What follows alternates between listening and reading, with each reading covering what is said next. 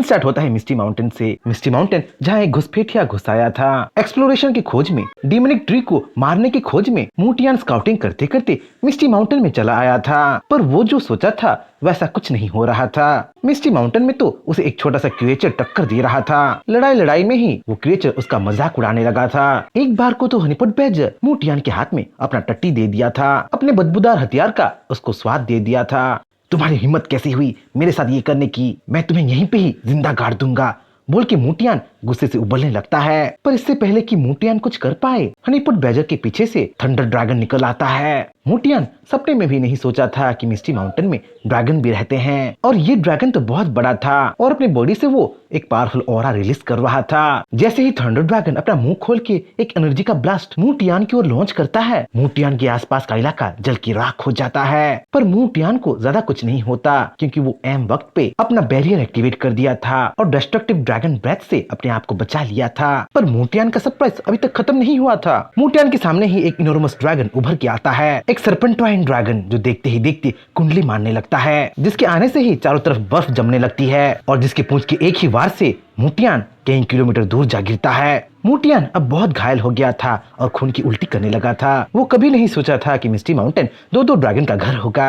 मूटियान इतनी जल्दी हार मानने वालों में से बिल्कुल नहीं था। वो दर्द पाके भी उठ खड़ा होता है और अपने फुल स्पीड के साथ दो ड्रैगन की ओर झपटने लगता है। अगर वो दो ड्रैगन को नहीं मार पाया तो वो हनीपॉट बैडजर को जरूर मार देगा, यही ख्याल मूटियान के मन में होता है। पर जल्दी ही उसके सामने थर्ड सरप्राइज आ जाता है। देखते ही देखते उसके सामने रेत मूव करने लगता है और दो हैंड्स का शेप लेके मूटियान को मच्छर की तरह मसलने की कोशिश करने लगता है। बैटल में अब किंग जाओ उतर चुका था और वही सैंड को मैनिपुलेट कर रहा था, मूटियान को दबाने की कोशिश कर रहा था। ऐसे क्रिटिकल सिचुएशन में अपने आप को पाके मूटियान अपने ब्रूट स्ट्रेंथ से सैंड हैंड्स को चकनाचूर कर देता है और उनके ग्रैप्स से बाहर निकल आता है, अपने आप को फ्री कर देता है। पर फ्री होते ही अपने सामने वो एक सैंड गोलेम को पाता है।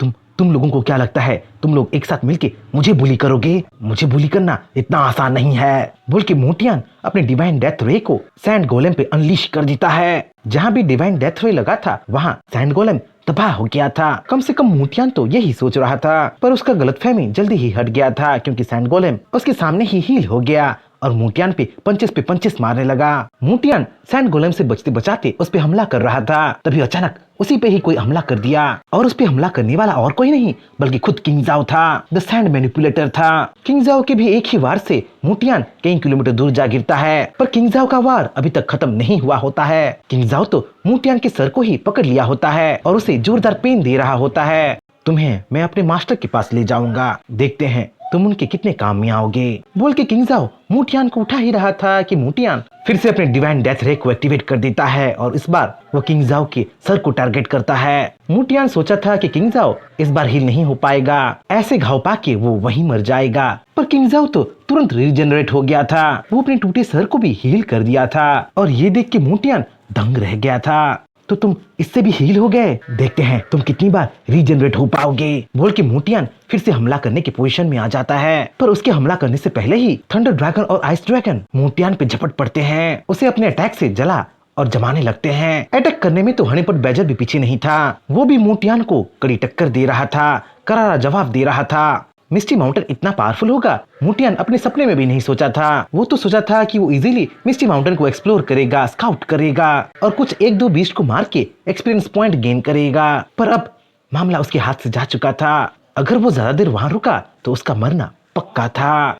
तुम लोगों को मेरी बारी भी आएगी, इस बार तो मैं जा रहा हूँ, पर मैं वापस लौट के जरूर आऊंगा और तब मुझसे तुम्हें कोई नहीं बचा पाएगा, बोल के मूटियान अपने स्पेशल स्किल स्पेस एस्केप को एक्टिवेट कर देता है, जिससे भागने के लिए मूटियान के लिए एक पोर्टल खुल जाता है। पर इससे पहले कि मूटियान भाग पाए उसे एक आवाज सुनाई देता है, एक डेंजरस ओरा महसूस होने लगता है। अरे अरे, तुम मेरे घर आके बिना मुझसे मिले जा रहे हो, तुम मेरे मेहमान हो, तो मुझे खातिरदारी तो करने दो, बोल के जियो वहाँ आ धमकता है और उस स्पेस पोर्टल को बंद कर देता है। मूटियान का मुंह खुला का खुला रह गया था, क्योंकि उसके सामने ही उस स्पेस मैजिक को कोई अल्टर कर दिया था, ओवरराइट कर दिया था। रुको रुको मेरी बात सुनो, बोल के मूटियान चिल्लाता रह जाता है, पर जियो कहाँ उसकी बातें सुनने वाला था। जियो के वाइन्स तो मूटियान को जकड़ चुके थे। उसको चारों ओर से खींच के उसके टुकड़े टुकड़े करने लगे थे। मूटियान को मार के जियो को 10,000 इवोल्यूशन पॉइंट्स मिलता है और उसके साथ साथ उसे एक आंख भी मिलता है। ये एक्स्ट्रा आंख थर्ड आई रेस का डिवाइन ट्रेजर था, जिससे जियो को अब कई किलोमीटर दूर दिखने लगा था। चीजों के आर पार दिखने लगा था। दुनिया स्लो मोशन में दिखने लगा था। पर जियो को वो ट्रेजर इतना खास नहीं लगा था, इसीलिए उस ट्रेजर को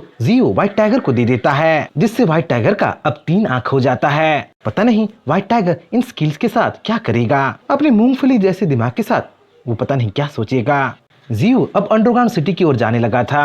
अंडरग्राउंड सिटी जो मिस्टी माउंटेन के नीचे ही बना था, जिसके कंस्ट्रक्शन का इंचार्ज खुद किंग जाओ था। किंग जाओ की गोरिल्ला आर्मी था। इन 3 सालों में अंडरग्राउंड सिटी भी बहुत चेंज हो गया था। वो एक फैक्ट्री जैसे दिखने लगा था।